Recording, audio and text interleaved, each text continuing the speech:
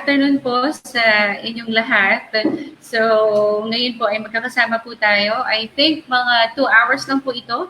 So, kung 4 o'clock, bago po kayong magsaing, bago tayo mag-dinner, ay may ayos po natin itong atin pong matapos natin itong presentation natin. So, kamusta po kayong lahat? And I hope and pray maayos po at sa grabe, bago po ito lahat sa atin. Ano po, na tayo po ay mag-uusap-usap. Sanay ako na nakikita-kita po tayo sa PTF meeting. So, ngayon po ay dito po tayo sa Facebook live. Kaya, ayan, magandang hapon po sa inyo pong lahat. Okay, so bago po tayo magsimula, okay lang po ba? Anayahan ko kayong lahat na ating mga magulang at iba pa nating ibang mga kasama na yumuko muna tayo, sandali, at tayo pong lahat ay madalangin. Let's pray. Lord, maraming salamat sa oras ito. Thank you, Lord, sa opportunity na muli, Panginoon Diyos, na magsama-sama kami ng mga magulang, Panginoon Diyos, at kami po ay patuloy, O Diyos, na humihingi ng gabay, wisdom, na nagmumula sa inyo. At ganun din, Lord, we are praying, O God, for the school year 2020-2021. I-guide niyo po, Panginoong Yesus, sa mga magulang, ang mga guro, ang administration, Panginoon Diyos, at ang paaralan ng Holy Deliverance Integrated Christian School. Lord, ikaw po ang may-ari ng paaralan. Ikaw po ang may-ari ng buhay ng bawat isa sa amin. Kaya Lord, ikaw po ang maitaas sa oras na to at bigyan niyo po kami ng wisdom at higit sa lahat, ikaw pong mag-provide ng lahat din po ng amin pong mga pangangailangan. We thank you, Lord. We honor you, Father, and we give you praise. In Jesus' name we pray and give thanks. Amen. Okay. Sasandal na ako. Good afternoon po. Ayan, sa inyo pong lahat. So, yung first slide, sana makita ko muna. So, ayan, hello po. Mag-start po tayo para may mga guests din po tayo. Okay, ngayong hapon na ito. Ayan, so kamusta po sa atin pong kamusta sa mga estudyante natin? And maganda Sunday ngayon. Nakapag church ba tayo? Okay. Kahit man lang nakapanood tayo sa kanya-kanya nating may mga Facebook live, iba't ibang mga churches. Ano?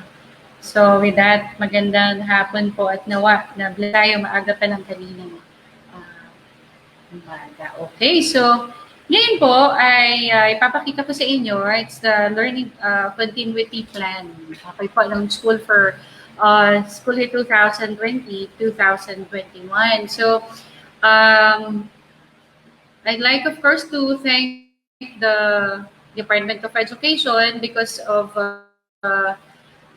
LCP, ito Learning Continuity Plan po, because according to DepEd, this is actually the major response po ng atin pong pamahalaan. Okay, and it is our commitment na ma-ensure yung safety and even the well-being po ng ating mga learners, the mga teachers, and even the personnel in the time of COVID-19 po. And syempre, while finding ways for education to continue po amidst the crisis for the school year 2020-2021. So ito pong learning continuity plan po na ito ay napakaganda. Ano po na at least ay isang paraan para po talagang hindi pwedeng ma-stop ang pag-aaral ng ating mga anak. Okay. Ayan po. Ayan, so as an introduction, of course, very thankful kami po sa lahat ng mga magulang na nakasama natin ngayon at syempre sa iba natin pang mga eskwelahan na alam ko nanonood din sa mga oras na ito. Hello po sa inyong lahat. And as the school year begins, mga Batang Holy, we would like to assure you that our school, Holy Deliverance Integrated Christian School, is your partner in developing quality Christian education to your children. Okay? So, at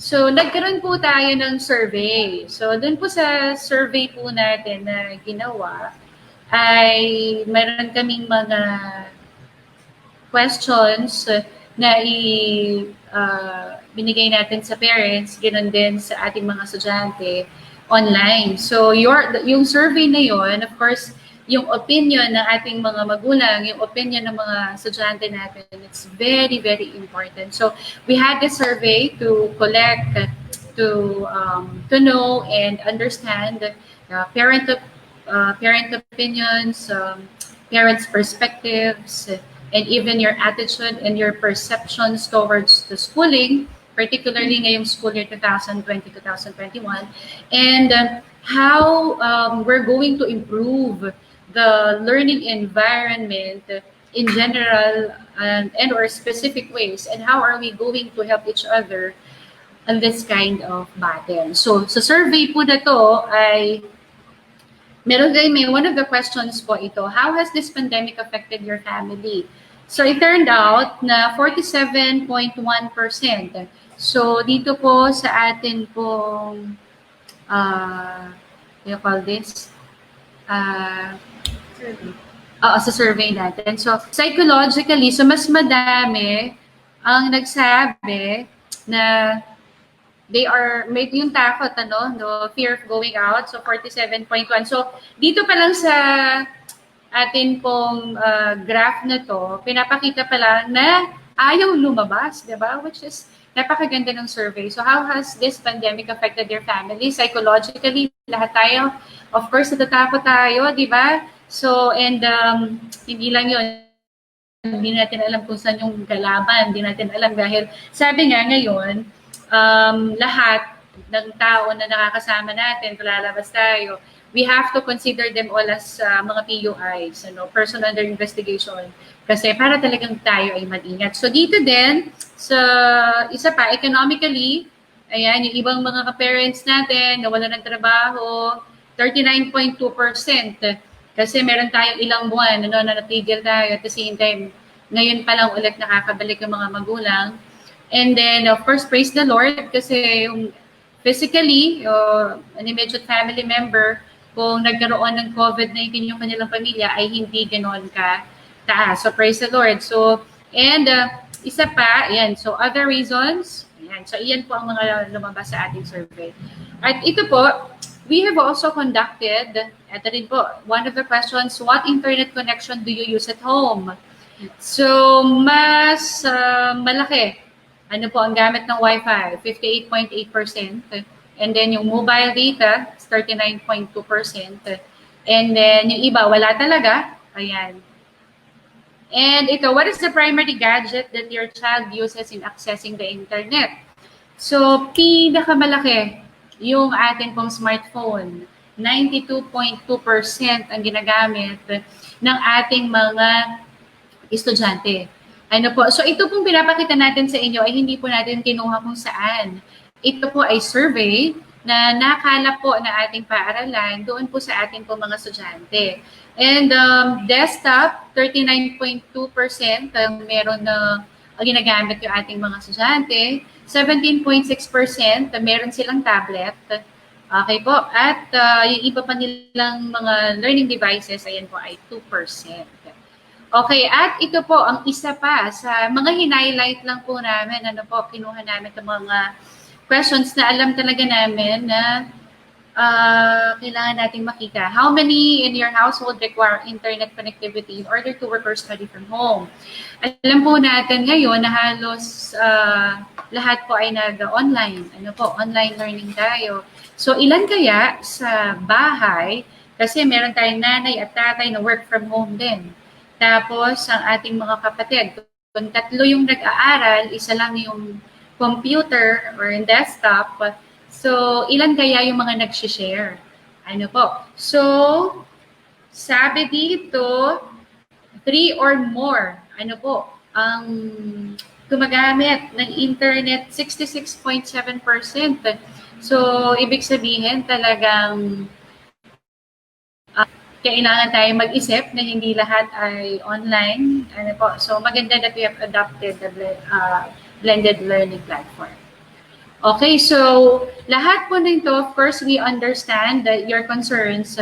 Kaya po nag-come up kami. Kung napanood niyo po kanina yung video, pwede po bang i-play natin ulit bago tayo. Yan. Panood muna po natin ulit. So, we've come up dun po sa ating video. Ito po yung ma-experience natin yung Holy Way of Learning. Ayan.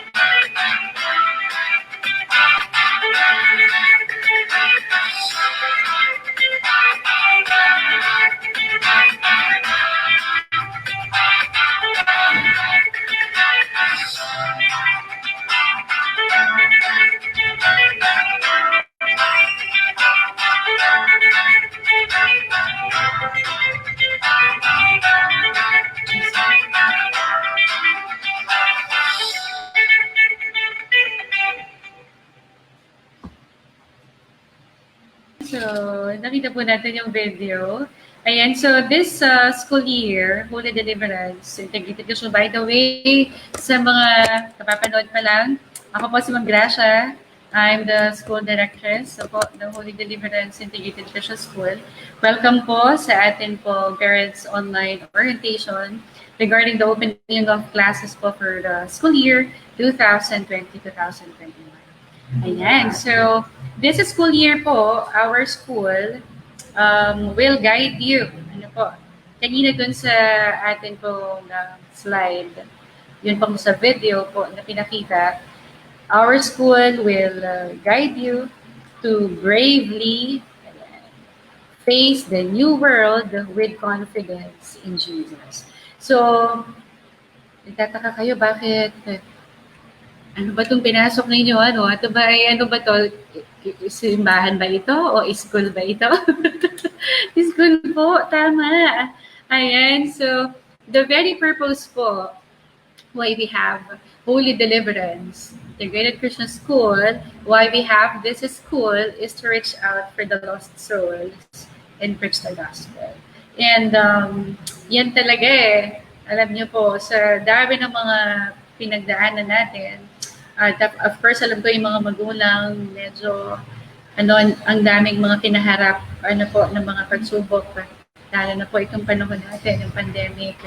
And napaka-importante po na ma-inculcate talaga kung sino ang Panginoong Jesus sa buhay ng mga batang ito. And we would like you to experience the Holy Way of Learning. So, Yan po, H.O.L.Y. So, with this learning continuity plan, ang curriculum po natin, of course, gagamitin for 2020-2021, as per Department of Education, the curriculum will focus on the most essential learning competencies, or the MECL, such as the cognitive skills of critical thinking, problem solving, knowledge application, and creativity. And so ito po, even the scheduling po, ayan, appropriate scheduling will be made to meet the standard of learning and to make sure that the students can concentrate on certain competency. So, one of the letters, ito na po, ayan, yung atin pong H.O.L.Y Way of learning. Letter H means holistic education. It seeks to actually engage all aspects of the learner, including the mind, the body, and the spirit. So, dito po, yung holistic, as in, of course, yung hands-on lessons, yung mga core academics, emotional development, critical thinking skills, yung conflict resolution skills, character formation, healthy social skills and manners. Ito po ang isa, ito po ang mga pinopromote po ng ating pong paaralan. And second, letter is O. Ayan, so, outstanding partnership. Okay. So, dito po, because of this pandemic, first we were all caught by surprise. There were so many thoughts on how the private schools will continue, but thanks be to God, for we know that every need in the world is an open door to share God's love. So last March, ito lang yun March 2020, even before the pandemic, we were thinking of ways on how we are going to improve the quality of teaching and learning for school. So Miss Lera actually, who was the consultant from Exceed, she went to our school. Ayan, nagkukwento ko po sa inyo ha. She went to our school and she discussed the program together with her manager. And I was able to share this to one of our PTF meetings then that we're going to use Exceed for the school year 2020-2021. So Exceed is going to show. Ayan. Exceed is one of our partners in delivering quality Christian education to our students.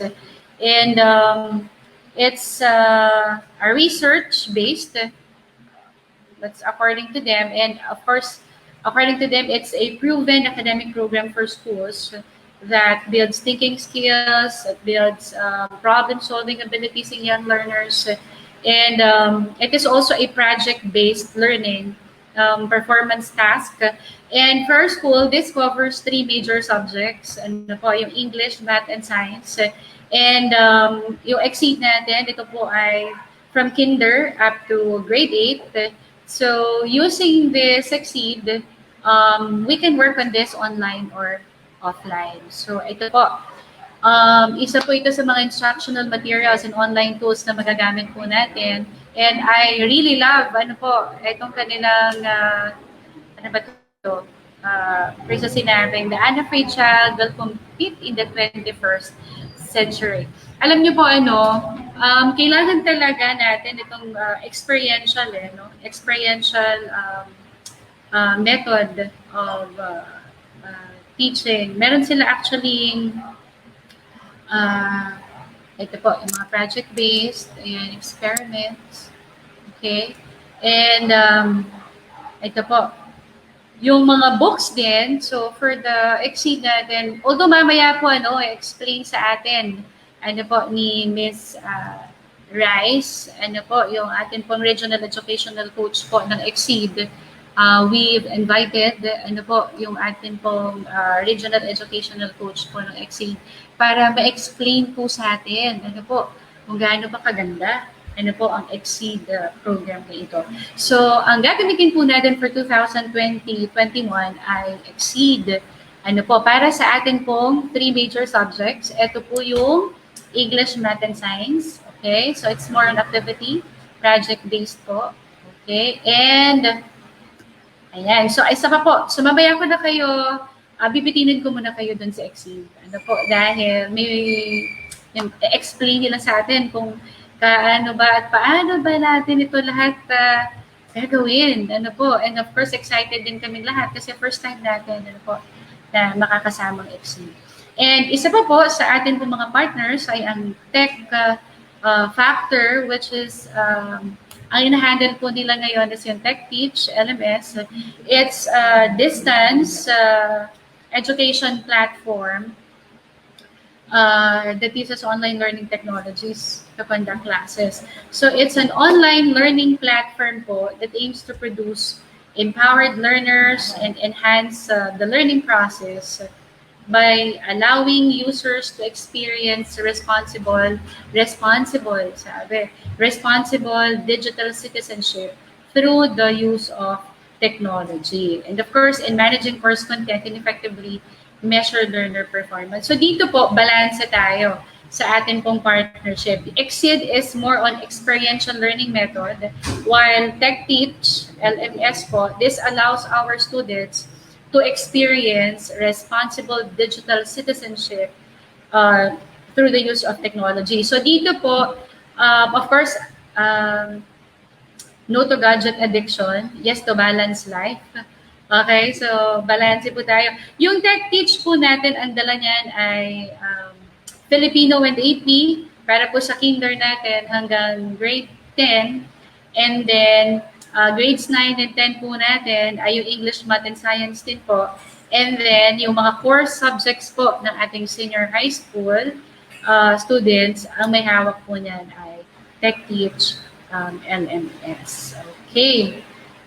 And isa pa po, ano po, so dun sa atin pong H.O.L.Y Way of Learning, so H, Holistic Education, O, ano po yan, Outstanding Partnership, and letter L, it's listening with care. So we have this po, We Care For You hotline. Okay po, so dito po, We Care For You hotline, our school provided a support hotline that will help address parents' concern as the school's co-facilitators of the program. So dito po, may mga parents na nagsabi sa atin, actually, may mga tumatawag, merong mga nag-email, ano po, nagsisend ng kanilang mga concerns. Aside from the survey po, ano na pinalabas natin online, sabi nung isa sa, one of the parents said, Ma'am, I'm not an expert sa math. Hindi rin ako magaling sa science. And paano kaya yun? Paano ba dito na lang po ba kami sa bahay? Paano po, may makukontak po ba kami sa school? May makakausap po ba kami? Ayan. Alam niyo po, napakaganda na isa po, sa ino-offer ng ating paaralan. Ito pong We Care For You hotline. Though you are not an expert in math and science, and that is the reason why you really need to enroll. That's the reason why we need our children, your children, to be enrolled in school. So we can help them out with, we can also help you out with your children's learning, especially with their outputs. Ano pa? Dito po sa We Care For You hotline, psychological support. So psychological support, minsan meron pa ako narinig, may kausap ako, ayan. Sabi pong gano'n ay, siguro pag high blood na, ganun ba yun? Kaya importante that we care for, meron tayong hotline na ganito. So, for psychological support, ayan. So, kalma lang, sabi gano'n, po. Pero sa atin, syempre, relax lang po kayo, mami. Usually, rinig natin yan sa mga kabataan. Kalma lang, di ba? So, tayo, mga parents, you have to be relaxed. Po. So, how are we going to handle stress? So, ito po, yung We Care For You hotline. Meron kaming, We Care For You. So, sa paanong paraan, dapat mahaba, yung patience namin sa pakikinig. So, halimbawa, tatlo yung anak mo, Tapos, lahat na lang sila nag-aaral, isa yung computer. Tapos, hindi mo rin alam kung saan po pwesto sa bahay. Paano ba yun? Doon, halimbawa may umiiyak. Paano ba ito? Tapos mag-aaral, maglalaba. Ano ba? Ano bang gagawin? Ano? So, parang na-stress na tayo. So, ngayon, importante po, tayo po kasi, mommy ha, at daddy, mga guardians, tayo po ay magka-partner. Okay? So, ang DepEd po ay nagbigay sa atin ng mga options kung paano po natin matutulungan ang ating mga anak para makapagpatuloy na kanila pong pag-aaral. We are one on this battle. Dito po sa ating We Care For You hotline, we have guidance counselor. We also have pastors and Christian teachers who can help you out. And they can even pray for you. Ano po, makakapag-advise din po ang atin pong mga pastors. So, dito po sa atin pong Holy Way of Learning, letter L, Listening with Care, mommies and daddies, guardians, let's just work together. Parents, we are partners, and para sa akin, let's not blame each other's weaknesses. Instead, let's talk and help each other. Okay po? At syempre, ito ang pinaka-favorite namin lahat. It's the letter Y. Ano po? Yielding to the Word of God. Dito po sa school natin sa Holy Deliverance, naka-integrate po yung Christian education sa lahat po na subjects. So as you can see, dito po sa picture na to, yung logo po natin, meron siyang mga images po yan. May Bible, may heart, meron yung dove, tama po, tsaka may torch. So, yung Bible verses, ayan, pakita ko po sa inyo na. Batang huli po ako. Yung Bible verses po, first yung Bible, it's the Word of God, and it's the sword of the Spirit, and that sword, yan pong Bible na yan.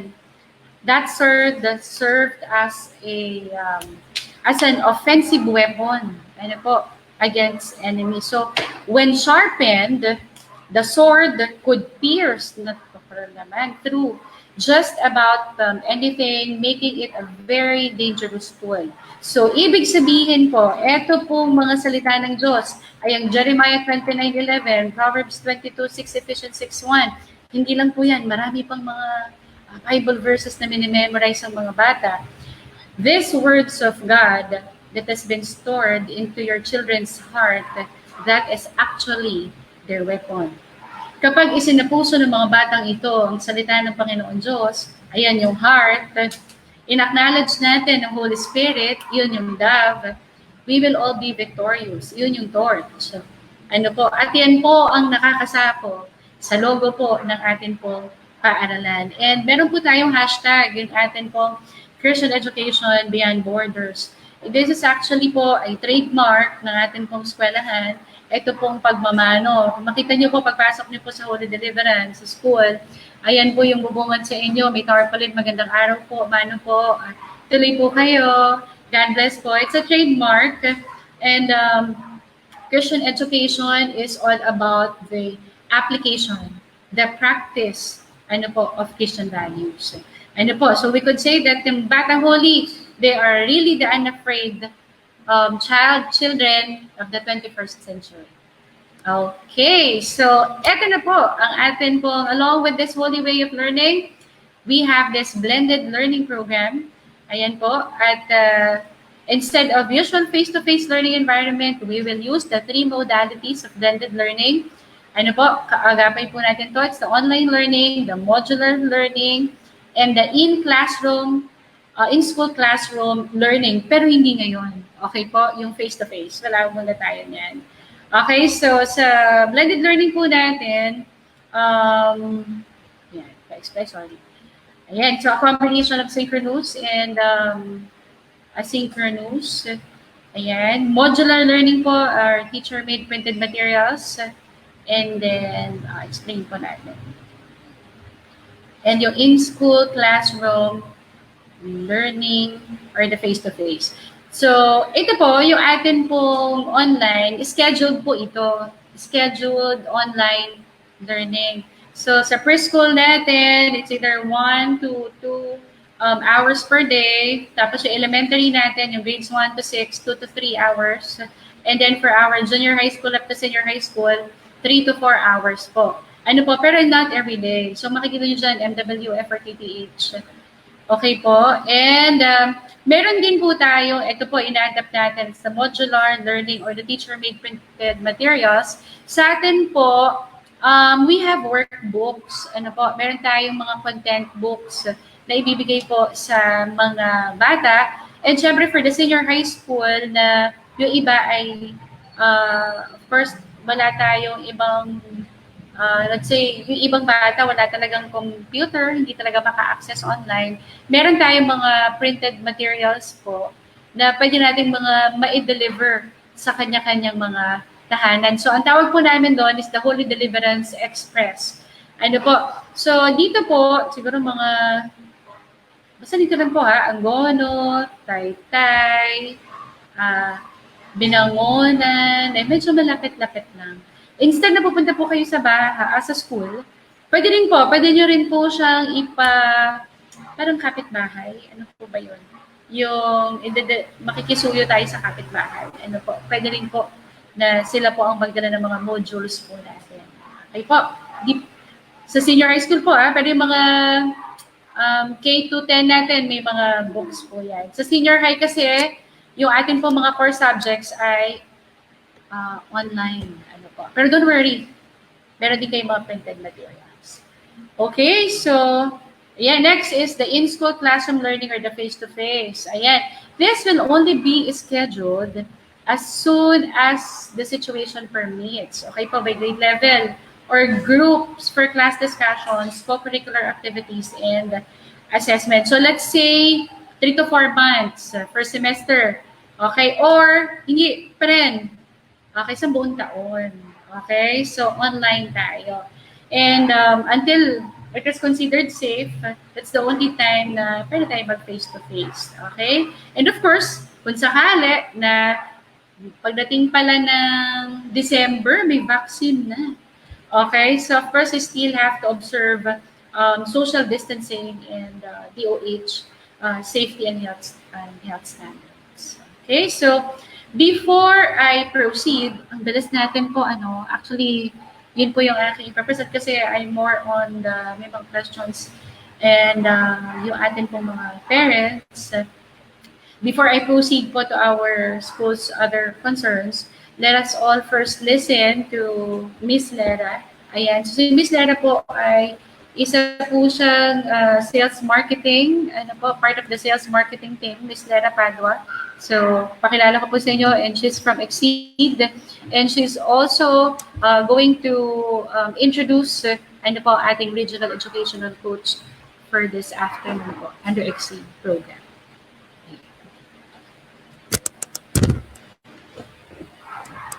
Hello, good afternoon. Kamusta kayo, Kamusta po kayong lahat? Magandang hapon po.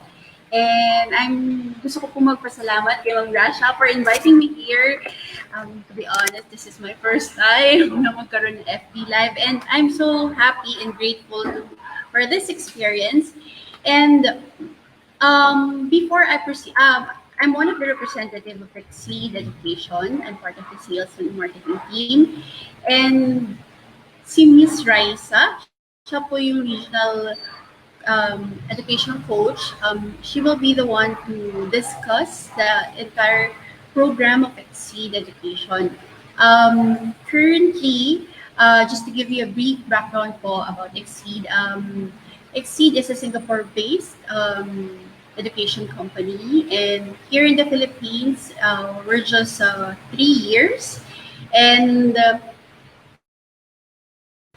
dito po sa Rizal, and we're so happy dito specifically in Angono, we are blessed to have Holy Deliverance as part of the partner school.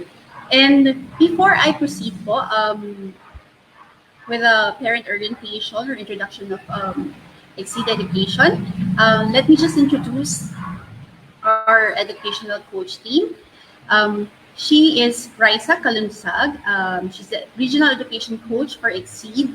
And Raisa has been an educator for over 18 years and leads the implementation team in the Philippines. Their work focuses on equipping teachers to be effective and efficient educators, both in classroom and online. There you go. Let's welcome Raisa. Hi, Rice. Good afternoon. I want to say good afternoon. So magandang hapon po sa lahat nung nagpa-participate sa ating parent orientation ngayon. And salamat ho sa pag-spend ng hapon ninyo kasama namin ngayong araw na ito. Pasensya na ho, no? I think lahat tayo ay nagna-navigate ng panibagong sistema sa online, and I think we'll only get better the more we do it. So ako po si Teacher Rice. Lera would have done the introduction, and I'm what you call a regional education coach. I'm a teacher by profession, so nagsimula ho ako sa classroom, and over the course of my career as an educator, I taught children from early childhood all the way to upper level in elementary. I am an English and a reading teacher, and my work with Exceed actually is around helping equip teachers become very good teachers. And so today, ang layunin ko po ngayon ay mapakilala sa inyo kung ano ang Exceed, kung ano ba yung ginagawa namin, at kung ano yung aasahan po ninyo ngayong taon. Sige, next slide, please.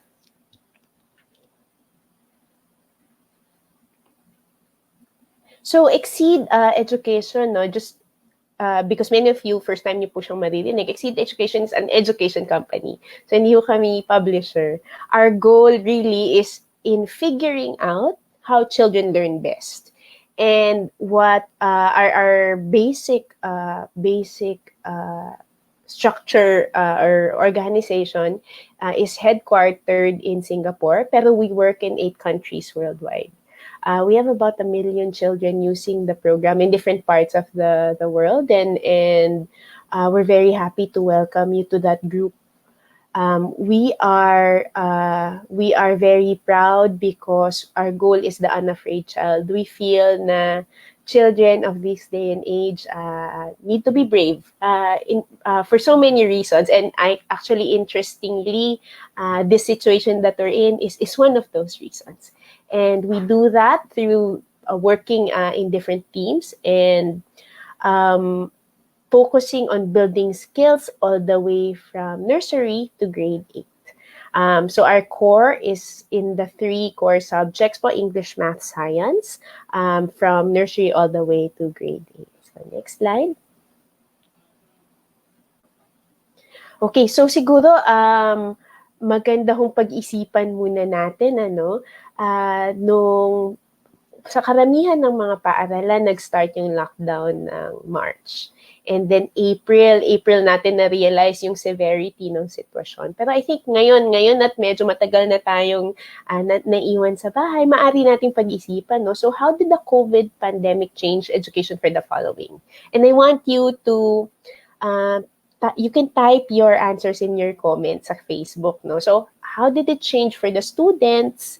And then how did it change for the parents? Paano siya nagbago sa mga estudyante? Paano siya nagbago sa mga magulang? So pwede niyo po siyang i-type either in English and Tagalog. Tapos makikita ko po siya dun sa Facebook feed. Tignan ho natin. Maganda, napaka-proactive po nung paaralan kasi nagpadala po ng survey para makita yung sitwasyon ng mga magulang. Pero I think gusto din nating makita, ano nga ba yung sa tingin yung pagbabago na haharapin natin moving forward? So you can type in the chat, and I'm gonna try to see. I think I should be able to see it. And then we'll see what you guys think. And if you're a student and you're also watching, kung estudyante ka at nanonood ka, pwede mo rin i-type yung opinion mo dun sa ano na kayang ibig sabihin. Bago natapos yung taon, nasa classroom pa rin tayo. Tapos ngayon, biglang nagbago na yung platform na pag-aaralan natin or kung saan tayo mag-aaral.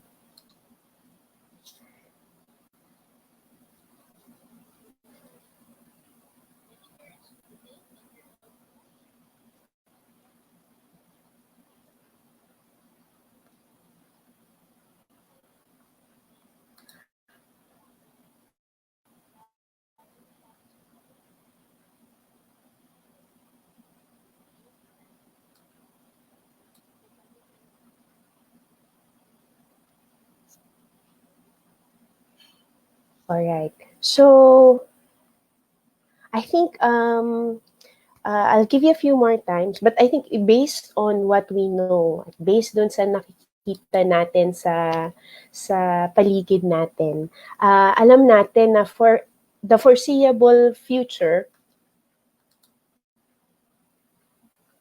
for the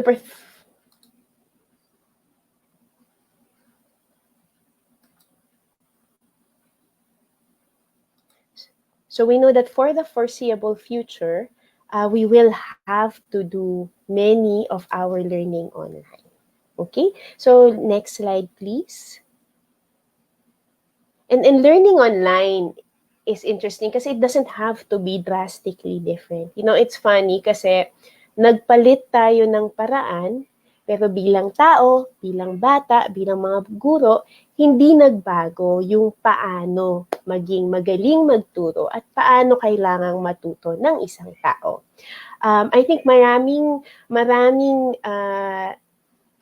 nag-iisip na ang online class, okay na yung panonood ng video, okay na yung, sige, may worksheet ka, pero alam natin na dapat balanse, sabi nga ni ma'am, dapat balanse, may panahon na katapat mo yung gadget, may panahon na hindi mo katapat yung gadget, at lahat ng to dapat pa rin sumusunod sa maayos na teaching pedagogy at practices.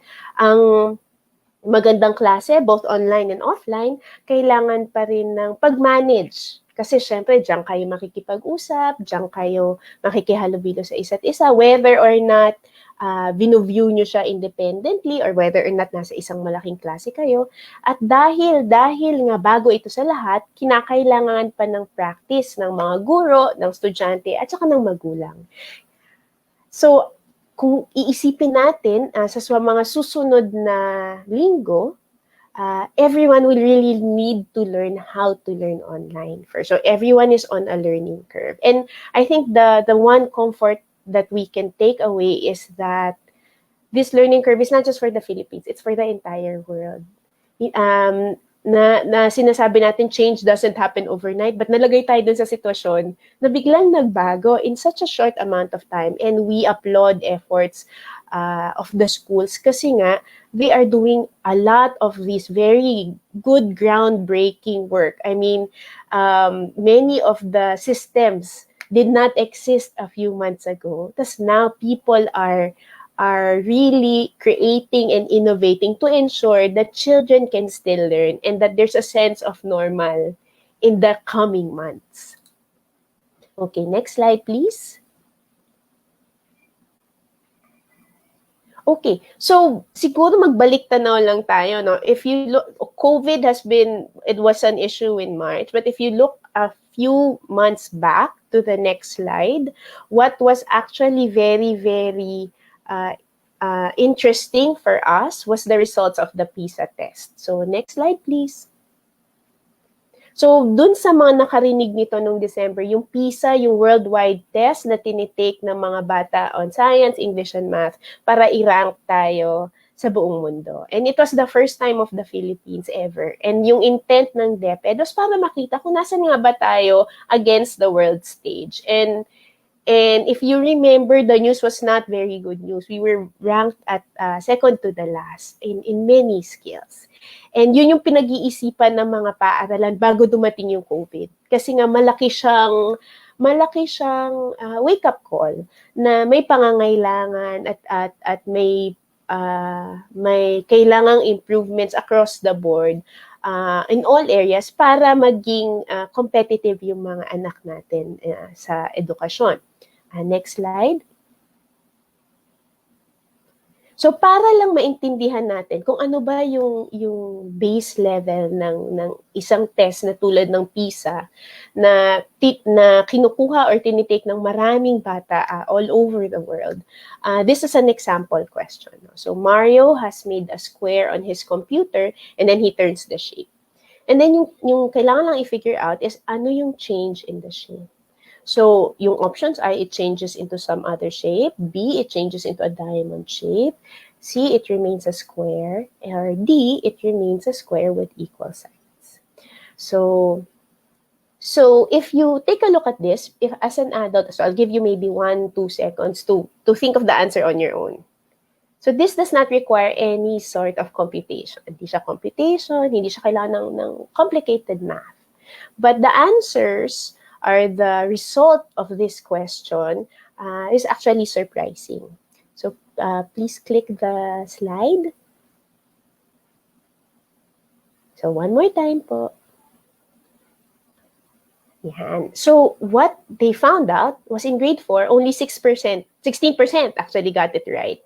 And in grade 6, only 32% got it right. And the answer is actually D. No? Na nothing changes. It's still a square because the sides are the same. And some people will say, oh, naging diamond siya. But if you remember, a diamond, pag binabalik mo siya into a parang a square shape, hindi square yung eksaktong shape niya. So magandang tanungin, hindi naman to komplikado. Bakit hindi siya kayang sagutin ng maraming bata, hindi lang sa Pilipinas, kundi sa buong mundo? Right, next slide, please. And I think the answer is actually really summed up well by Tony Wagner. Sabi niya, in the 21st century, knowing something is not the same as being skilled at something. The time for knowing and remembering in lessons is done. That was the time in the 70s and the 80s and early 90s before the advent of the internet. When internet became a regular part of our lives and our children's lives, not even in education, when it just appeared, we had access to an unlimited amount of information. And suddenly, what matters most is not how much you know, but what you can actually do with what you know. Next slide. Right, so if we can move on to the next slide also. So the next slide, the one after this, tells us about the 7 survival skills that of the 21st century that Tony Wagner was saying. So he did research not even 5 years ago. He did research over 7 years ago. And he said that these are the skills that our children will need to succeed. Critical thinking, problem solving, collaboration and leading by influence, agility and adaptability, initiative and entrepreneurialism, effective oral and written communication, accessing and analyzing information, and curiosity and imagination. It's an interesting set of skills because this has actually been the list for several years. Hindi lang siya sa 21st century. These are key skills that we've been trying to develop in children for several years na. But I think now that we're facing the situation that we're in, like itong nasa gitna na tayo ng COVID pandemic, lalong kailangan ng mga anak natin at ng mga estudyante natin ng ganitong set of skills. Because it's not about just how much they know. Suddenly, when the situations change around them, the goal is how do they keep on learning, given that things will change. And it's interesting to note po na ang 21st century nandito na hindi ho siya in the future. We are in the middle of the 21st century. Next slide. Okay, so let's talk about what we know. Ano nga ba yung alam natin bilang mga magulang, alam namin bilang mga guro? Alam natin, base sa announcement ng government, base sa nababasa natin sa news, that because of the current situation, all students will be going through some form of distance learning this year. And we'll tell you a little bit about what does it mean when you say distance learning. So next slide. So siguro just to expand our vocabulary, tignan muna natin kung anong ibig sabihin nga nitong ganitong klaseng learning. So distance learning is any kind of learning that's not in school, right? And there's 2 kinds. There's synchronous learning and asynchronous learning. And there are many tools, and many of which you guys already have in your school, that will allow for these 2 types to happen. So when you say synchronous learning, essentially sabay na magkakasabay lahat natututo. Para siyang classroom in a way. Kasi real time siya, scheduled siya, nandun kayo at a specific time of day, live siya, parang ganito, may social interaction, nakakapag-chat kayo, baka kung may audio, naririnig nyo si teacher, the group is there, there's feedback that's given, It's a bit more engaging because nakikita mo yung reaction, may connection kayo nung nagsasalita, may connection ka sa classmate mo. Si teacher yung nagsusupervise. Siya yung nag-e-explain, nagpapaliwanag. But dahil nga doon sa nature ng learning na to, kailangan siya ng stable internet. Meaning for the time that you are going to attend a live class such as this, you need something like your internet connection for Facebook right now to sustain the class. Asynchronous learning naman follows no set time. So it means like halimbawa, ito na pumapasok yung marami kami sa bahay, isa ang gadget, at hindi namin magagamit ng sabay-sabay. So dapat si ate ngayon, tapos si kuya maybe later na, tapos si mommy or si daddy yung nagde-decide kasi dumadating sa kanila yung material ng buo. The lessons may be recorded. Right? So they might be viewing a lesson that was already done by the teacher with a different class, with their class, tas hindi sila naka-attend, tas i-review nila. It's, in a sense, it's isolated learning because you're looking at it and you're just watching it and you have to figure it out on your own. Because in case you have questions, communication may take time. The teacher will not be there right away to answer your question. Baka kailangan mo siyang i-email or in the case of H.O.L.Y Delivered, tatawag kayo sa chat. Clarify ko lang po yung nangyari sa class kanina. There is a need for adult supervision because usually when you talk about asynchronous learning, it means that for whatever questions that the children might have, it would help for you to sort of just guide them. And then the most basic need for an adult partner during asynchronous learning is really just to see if the children are doing it. No? Kasi minsan, sasabihin mo, you do this, but they're not focused or they need you to just sit down and say, this is how you will do it or this is what needs to be done. And then finally, this requires some access to internet. Doesn't have to have a very good bandwidth or a dedicated line, but you can access it when the data is strong or at the times when nobody's using the gadgets. Okay, next slide. Okay, so let's look at one more thing that we know. We know that online learning will really never replace the benefits of face-to-face learning, but it will change the way our children learn moving forward. So we know we're hopeful for the vaccine to come sooner than later. And we know that at this extent, we're using online learning to bridge. But once we've overcome the initial hurdle of COVID and social distancing, I think online learning will be there to stay because it is the solution to things like lengthy no-class declarations, yung mga biglaang walang pasok dahil miscommunication sa weather, yung mga decisions na gano'n na wala rin naman sa control ng paaralan. Next slide. Okay. So now that we've sort of established what we've known, we want to talk about the 3 core skills that we know are very, very important in elementary.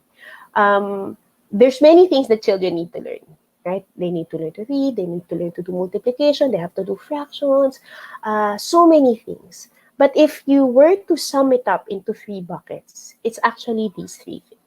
The first one is conceptual understanding. So when you say conceptual understanding, hindi siya pareho sa pagme-memorize. So ibig sabihin, pag may natutunan ka, una, naaalala mo siya, which is first level memorizing. Pangalawa, may nagagawa kang bago dahil dun sa natutunan mo. Kaya mo siyang ipaliwanag pag pinagbali-baliktad ang konsepto. Yun ang magandang conceptual understanding.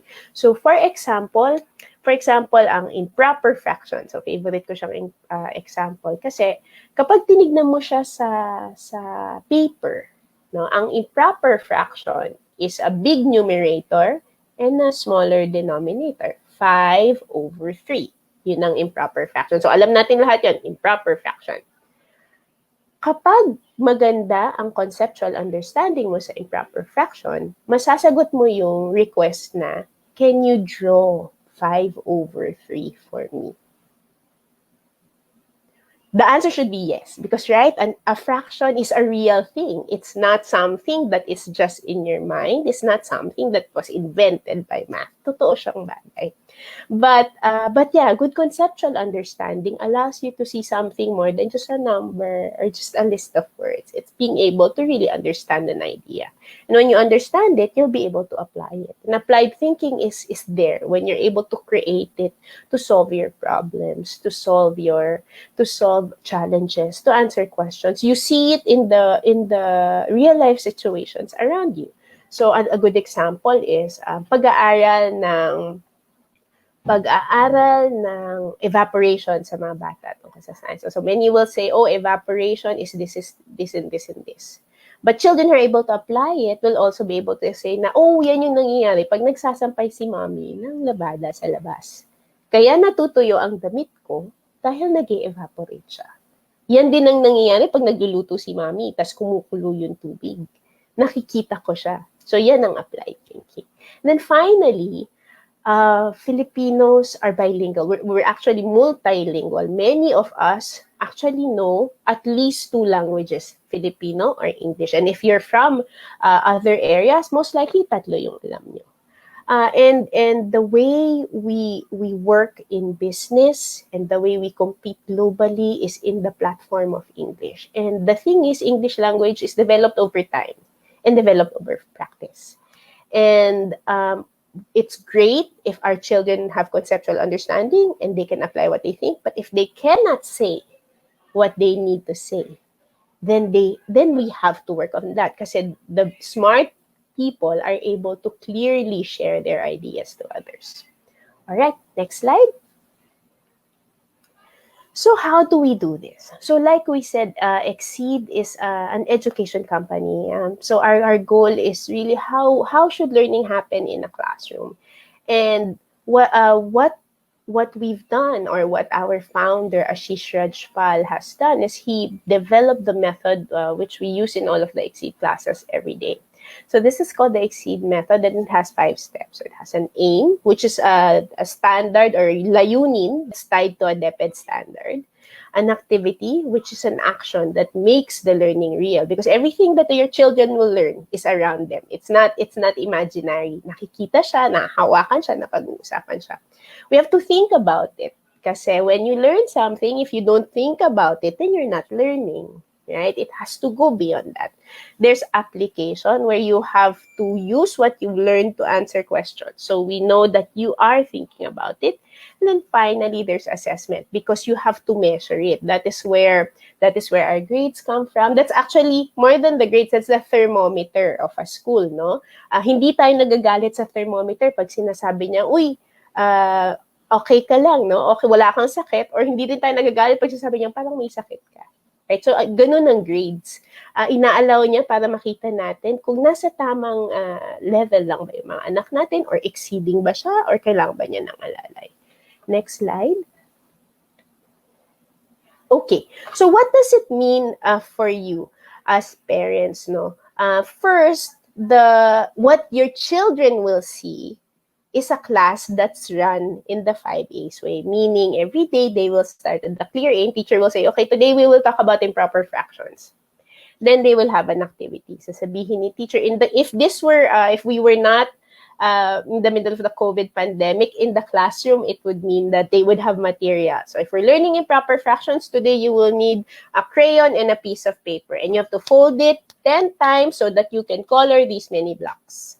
So, but in the context of a COVID pandemic, where many or some of the classes will be done online, it's the same thing. You have to prepare a piece of paper, and you have to prepare a pencil or a crayon, and we will do the activity together. And then after that, they're going to have questions to help your children understand what online, or what the concept is. So our questions range from very easy to what we call higher order thinking skills. Tatandaan natin na ang memorization ay hindi siya masyadong mahirap, hindi siya considered na higher level thinking. And for us to be very good at understanding, we have to always think at a higher level. I think a good example is how the school takes the Bible passages and applies it to different parts of their culture to make sure that the children become well-rounded individuals. That's an example of taking something that you memorize and apply and think about and do it in real life. So application is when you do it in real life.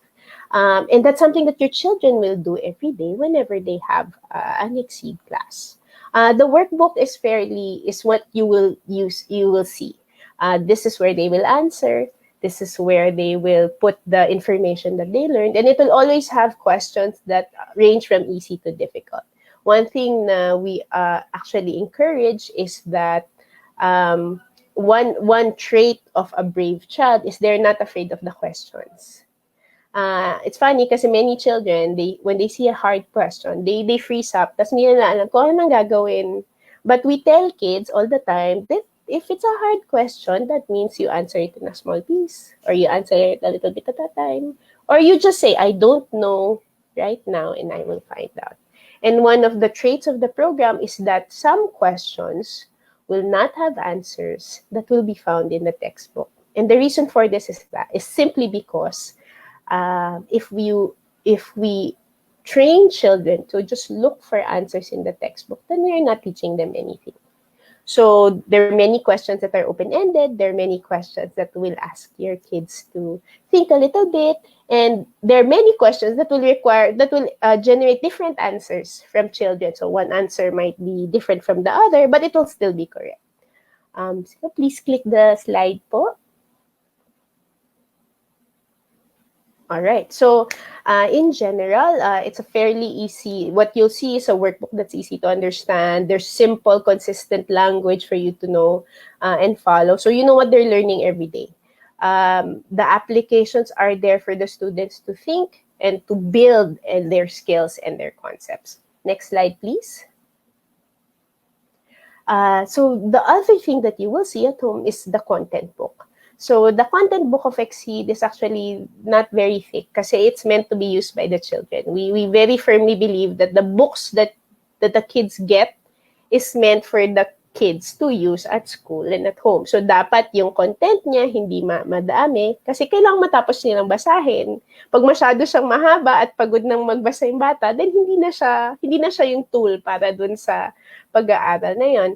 And so you will see books like this with content that's just right for a child to read and understand. They will always have questions that will help them learn further.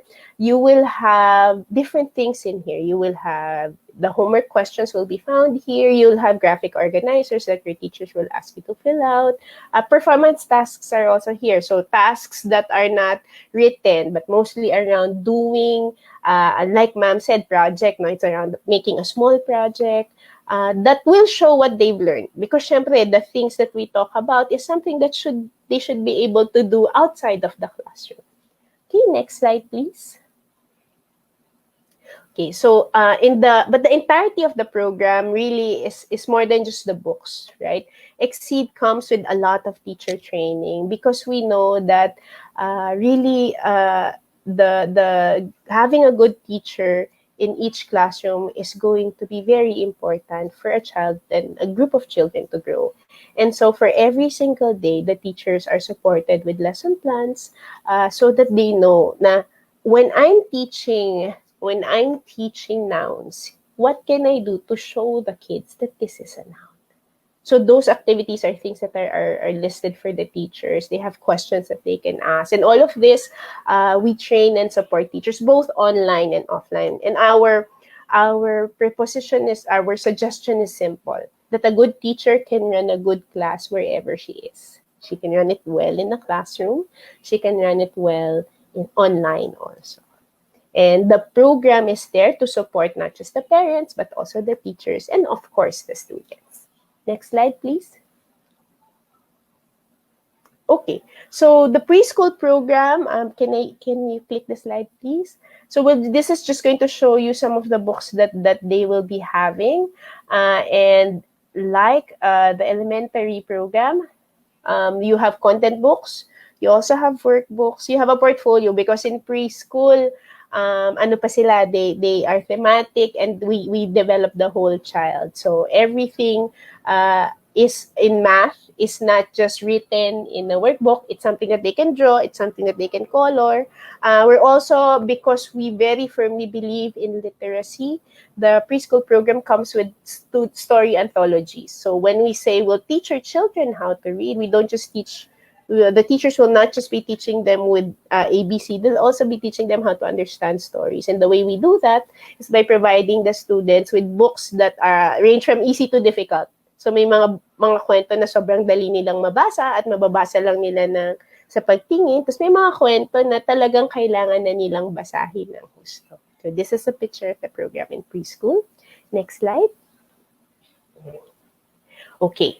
So I think one of the larger questions that we've been faced for the past months was really parang how will I as a parent deal with this? There's many things that's happening right now.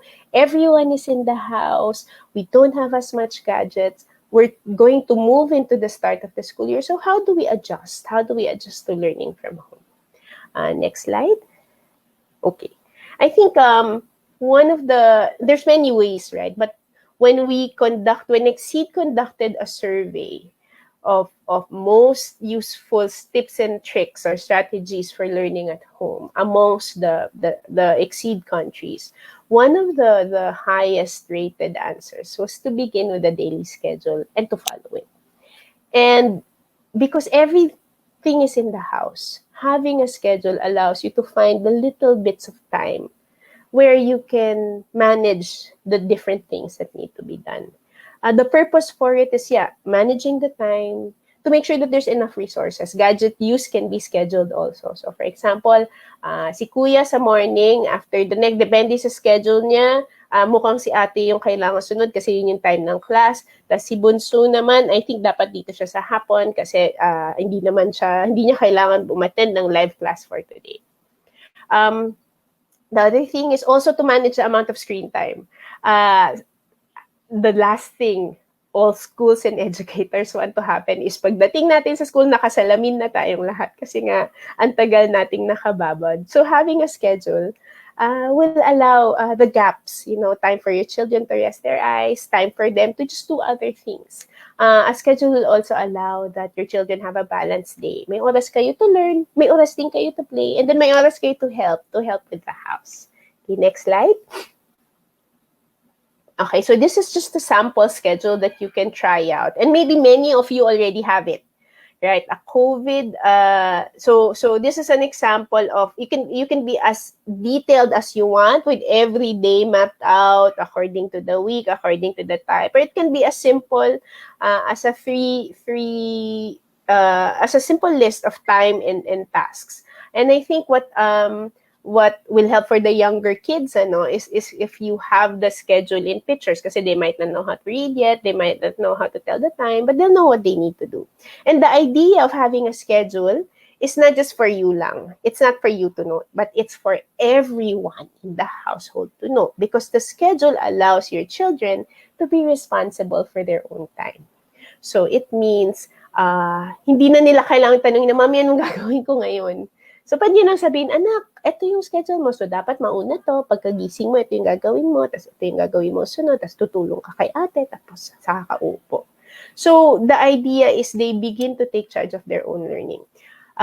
The successful distance learning before COVID and after COVID. And anytime any person or anyone tried distance learning is when they're self-motivated to do it. And the way to build that motivation in is by putting a schedule actually. Kasi tinuturo pa natin siya sa mga bata. Next slide, please. Okay. So the second large question is about managing screen time. And just by definition, screen time means anything with the screen. So may laptop ka, may screen siya, TV, screen time siya, phone, screen time siya. Kahit anong naka-sedentary position yung bata at nanonood lang siya. So how do we manage this? Lalo na they'll be spending a lot more time online than you might be comfortable with. I think there's a lot of value in honest parenting and being able to explain our intent to our children. No? So the first one can be, okay, you tell them what good screen time is and what it looks like. So good screen time means it's schoolwork. If you're doing it for fun, you'll do it for 1 to 2 hours or maybe 1 hour per day. And you go to good sites. This is an example of a good site, anak. You use your common sense, right? You have to be firm about bad screen time. So what you watch and how long you're watching it. It can't just be forever online. And also, it's a good time to talk to them about netiquette. Good online behaviors, what you can say and what you shouldn't say, protecting your privacy. All those things are relevant as we slowly have to navigate this platform, the different platforms that we have. Then finally, I think one very useful practical tip is if you have multiple gadgets that your children use, I think it's good to store them at one place and to only release them at certain times of day. That way you can control. And myself now being a parent of 2 children who had to go through online learning also, they would always say, "Pero mommy, we want to play with our friends." And so I would tell them, "Do you make you plan it in your schedule? It's in the afternoon kasi that's when the time is free, and then work it into your routine that way." So allowing them to, very clearly establishing your rules around screen time is going to be very, very helpful. Of course, just because you say it once doesn't mean it will be it will happen right away. But we'll have to be patient. They say, in research, it takes about 7 days before a habit is formed. So you have to be ready to repeat it over and over. So repeating it doesn't mean that you're a bad parent. It means that you're building the habit because it will get better and better over time. Next slide. Okay. One of the things that I think is going to be very helpful is to find the space for learning. So it just has to have two things. One is that they have to have access to their materials, and materials mean whether their bag is in the same place as nandun lahat ng gamit nila, or there's a small shelf that they can put their books in. If they can do it in the bedroom at a corner, that also helps. And the idea is just that in the same way that children's attitudes change when they go to school, it changes because they know that they're here to learn, and their bodies get ready to do that. In the house, we can make that same space for them also, that when I am here to learn. This is where I do my work. This is where I will find my things so that I can learn as independently as I can. Okay, next slide. All right. I think the thing with online learning is that it's not just the kids who are learning, but it's also the mommies and the daddies. And the daddies, mommies and daddies. And the ates and the kuyas, everyone we need to learn. And what's great about one of the silver linings of learning online is that you really have access to all different sets of information. If you want to find out about how to do this, you can Google it. You get better at navigating an app if you use it very frequently. So I think it's very important to keep an open mind. The idea is that we are all upskilling. That's the buzzword in so many industries right now. We need to upskill. And if we take that attitude that we are all learning new skills, I think when we cross the bridge to after COVID and everything is back to normal, what it will be, then we'll have a set of skills that are going to be useful in the work, in the learning that our children do. Next slide. Okay, so I fortunately can't see everyone's comments, but just to give you an idea of the kind of skills that you will need to be able to do, let's take a poll, or take this parang online quiz. All you have to do is, for everything that you've done, you will give yourself 1 point. So let's say I've taken a selfie and posted it anywhere, Facebook, Instagram. So 1 point for me. Let's say I've written a comment on Facebook or Instagram. Kunyari, hindi ko pa siya ginawa, so 0 siya. I've sent an email, nagawa ko siya, so 2 points na ako. So keep on adding, and the maximum points you can get is 6, or the least amount is maybe 2 or 3. But I think everyone has taken a selfie and posted it, right? Or written a comment on Facebook. So let's just take a look at it. I've taken a selfie and posted it. Pag nagawa na, 1 point for you. I've written a comment on Facebook or Instagram as a reply to something or as a reaction. So 1 point for you. I've sent an email. If whether it's for work or for personal, 1 point for you if you've done it. I've seen a YouTube video and I clicked on it and I watched it. So if you've done that, 1 point for you. I've saved a file on Google Drive or I've saved a file on my computer. I've saved a file on my phone. If you've done that, 1 point for you. And then finally, I've recorded and uploaded a TikTok video. If you've done this, 1 point for you. So I'll give you maybe 1 to 2 minutes to just think of how much you've done. And then we'll take a look at the things that our kids need to do. See, I think we can move on to the next slide. All right. So I think if you've done any of those, if you've done at least 3 of those, it means you can learn the other 3. But what you've done in the previous things on Facebook, on Instagram, on TikTok, is actually the same things that your kids will do for learning online. So it's not hard. If you figured out Facebook, if they've figured out Facebook, if you figured out Instagram and TikTok, then you will be able to figure out the LMS, all the LMS that's out there, because it means that you were able to learn. So for example, and I'm just using the apps listed here as an example. So it doesn't have any correlation to what your school will use. So what your children will do online is they will be asked to take pictures of their homework and post it in Google Classroom or in the LMS. They will be asked to make comments on the class threads if they've submitted or if they have questions. They'll be asked to send emails if they have questions or if they want to do some simple follow-up. Maybe they can be asked to watch a video of a lesson or record it and upload it to the submission bin. And if you look at all of this that they will need to do, a lot of this you've already done. Nagawa nyo na siya in some other app or shape and form. All you have to do is do the same thing for the systems that your school will have. And I think if we attack it with the same fervor that we did in learning how to navigate Facebook and navigate social media, and if we also look at how easy our children learned how to navigate Facebook and all the other social media platforms, then we know that they are in a good place to begin to learn online. And the idea, of course, is that it doesn't stop here. As even LMSs in all the different places continue to evolve. People are changing it very quickly because it's the need of the moment. And so because of that, we are also learning very quickly. Facebook has so many new features that they can add every so often, and it's the same thing. So we keep on learning and we keep on doing because, and you can say this with certainty, that if you're a student or a teacher and a mommy or a daddy, you can say that you can learn anything. Okay?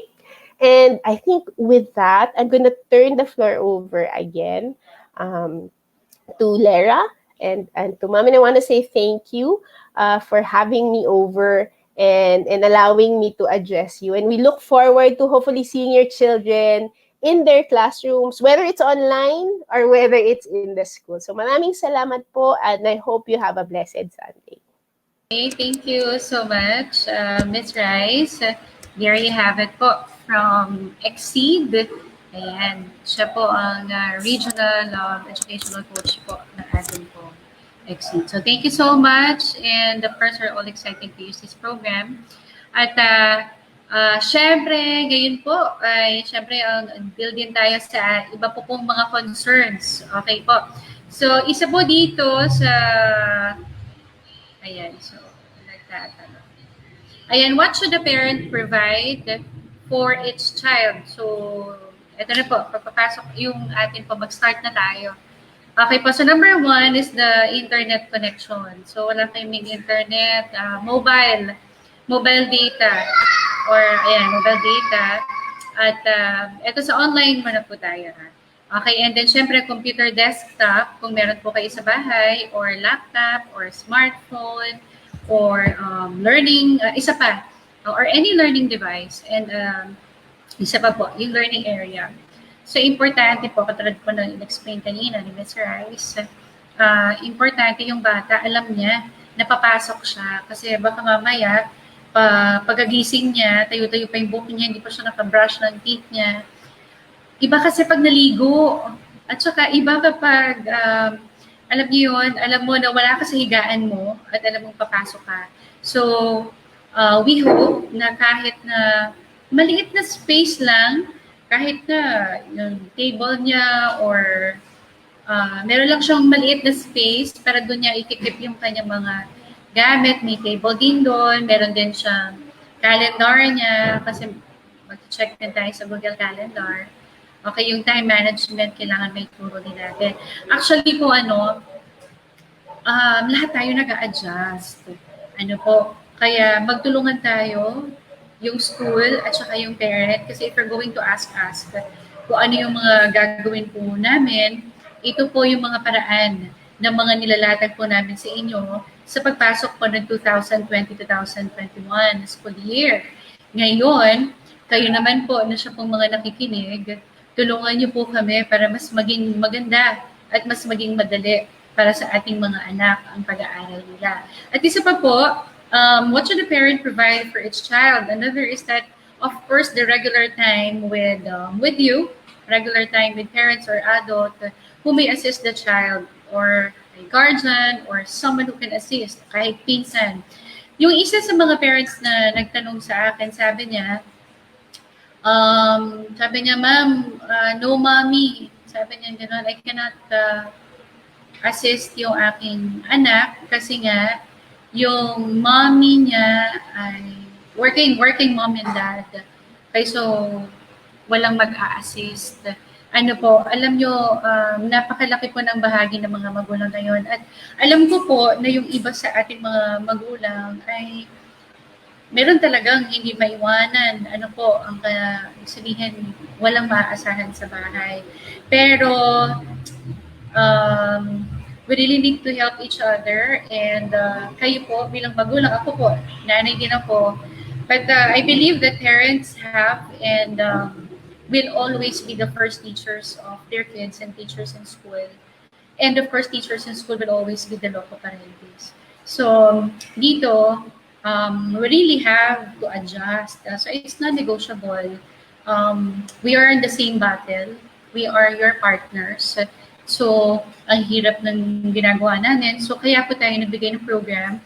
Yun, isa po sa makakatulong po sa inyo, yun pong We Care For You hotline, na kung sakaling nasa work po kayo, pwede po kayong tumawag at mamomonitor niyo po, ano po kung sakaling online, pwede niyo pong tawagan, or kung meron din problema sa bahay, hindi maka-access, pwede niyo pong tawagan kami. Yun po ay We Care For You hotline. So it means that parent support po ito. So ginawa po namin yung hotline na to para po matulungan po kayo. So if you have other concerns, meron po tayong naka-separate na hotline para po doon. So kung meron kayong problem, meron kayong gusto itanong about the tuition fee, mga balances ninyo, iba po yung atin pong contact number po para doon. Pero ito pong We Care For You hotline, ito po ay para lamang sa mga concerns po natin sa mga anak. Lalo na po yung mga nahihirapan maka-access at sa internet, yung wala pa silang mga, kunyari, modules, yung mga printed materials na kailangan natin madala sa bahay nila. Halimbawa po rin yung mga activity sheets, na pwede rin po masakitan ng mga bata.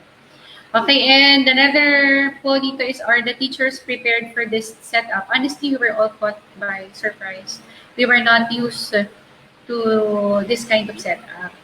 Okay po, but yes, our teachers are attending webinars and partnering with Exceed with their proven and tested experiential learning method and the tech factors and their tech teach LMS plus the school's integration of Christian education, fighting spirit.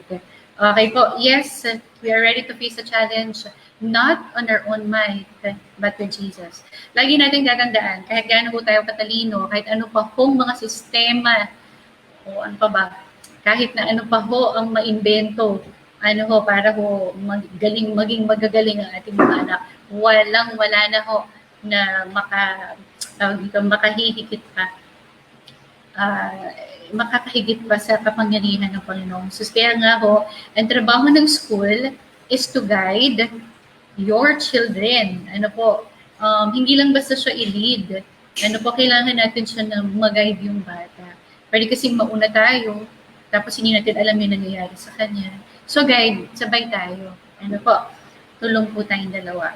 So isa pa po sa mga questions, so still have books. Yes, but for values education, we will only use our personal Bible. And that's for grades 1 to 10. And hindi pa naman lang po ito yung last natin. Magpapatawag din po tayo ulit. Magkakaroon po tayo ulit ng ganitong online meeting para naman po sa mga schedules ng mga bata. Okay po? At huwag po kayong mag-alala. Kailangan po talaga natin ngayon po ang oras at panahon na kailangan nating maging close yung mommy, yung teacher, yung daddy, kami po, kailangan talaga natin po na mapag-usapan kung paano natin matutulungan yung ating mga anak. And then for the senior high school, as you enroll po, you will receive a senior high school package consisting of handbook yan, may schedule, may rules and regulations, and then kung ano pag iba na yung maaral. Kasi usually kung mga hindi naman ganun na mayayaman yung atin po mga nag-aaral sa senior high school, meron din po tayong mga scholars dyan. So, tinitignan din natin yung kalagayan ng mga bata kasi wala silang internet connection. So, meron po tayong in-offer, pati sa optional, actually, di pa ako nakakita lang ako nito lang recently yung USB OTG. It was actually suggested by our department head. And this can be given for those students who doesn't have an access sa internet. So magagamit po ito, pwedeng sa TV, yung mga na-record po pa teachers natin, pwede natin po yung ibigay sa ating pong mga estudyante sa senior high school. So sa mga senior high school students, we want you to continue your studies. You can choose online learning using your smartphones. Meron ba kayong laptop sa bahay, desktop, tablet? And besides, in partnership with Tech Factor, Tech Teach LMS, ito yung mga core subjects natin. Ayan, so isa yan sa mga tutulong sa atin. Ito po ay para sa lahat ng strand, yung paggamit natin ng Tech Teach LMS. And of course, yung modular learning natin, itong mga teacher-made printed materials, this can be delivered at home. Or pwede rin tayo makisuyo sa kapitbahay kung pupunta sa school or talagang natatakot ay pumunta sa school. Meron tayong Holy Deliverance Express. Okay, tatawag lang kayo if you want po na mapapa-deliver po yun sa inyo. So medyo may extra charge lang tayo. Pwede naman ganun kamahal. Yung pamasahe nyo siguro going to school, siguro yun na lang yung babayad natin sa kanila. So, we-discuss po natin yan by next meeting. Okay po. And miscellaneous and other fees. So, sabi ng iba, actually madami na dapat ibaba. Dahil wala naman tayo sa school, hindi naman tayo gumagamit ng kuryente, dahil wala aircon, yung classroom natin. And in short, hindi nakaka-access yung mga estudyante natin doon sa loob ng paaralan. So, of course, kami rin po concerned din po dyan sa ganyang kalagayan. So, dapat sa atin, ako bilang magulang, syempre kaisipan mo, dapat ibaba, di ba po? Kasi wala naman. Pero, pag tinignan niyo po, sa isip natin, ibababa natin yung lahat. Kasi, alam natin na wala doon yung bata sa loob. At naisip natin na tenga yung mga gamit din natin sa school. Pero, mas mataas po ang gastos din po natin ngayon. So, yung electrical usage po natin, yung IT infrastructure natin, just like the server, yung internet po natin, internet upgrade, yung IT investments po natin. Actually, now we have bought additional 20 computers. We also have this, of course, on domain, nagbayad din tayo. And then teacher trainings for IT system. And then we also have tie-ups with Exceed. last school year, we had this yung sa atin pong reading, it's the scholastic. But for this year kasi 3 years tayo doon. And then, since online tayo, blended learning tayo ngayon, at may English kasi dito sa atin pong Exceed. Pero, still, ano po, so may Exceed. So, wala po tayo ngayon sa Scholastic. Pero hindi ko lang po alam kung baka mamaya the middle of, or maybe by June 30, baka meron tayong Scholastic. Pero no need na sa inyo na magbayad doon kasi kasama na. Pero, ngayon pong taon, nag-tie up naman po tayo sa Exceed at saka sa TechTeach LMS and yung learning programs. And not only that, there are unforeseen expenses. Hindi po natin alam. We still don't know hanggang kailan tatakbo hanggang kailan itong pandemic na to. We don't even know kung gaano kamahal mag-maintain ng ganitong system. Hindi rin namin alam kung paano. So, fees are still the same. No increase. Ano po, pero I think siguro for the books, since nagbawas tayo ng values education na book, there would be some modifications in the prices of the books. Okay po. So, ngayon, kung meron po kayong mga questions, pwede po kayong tumawag. Ano po, sa school, 899-81494.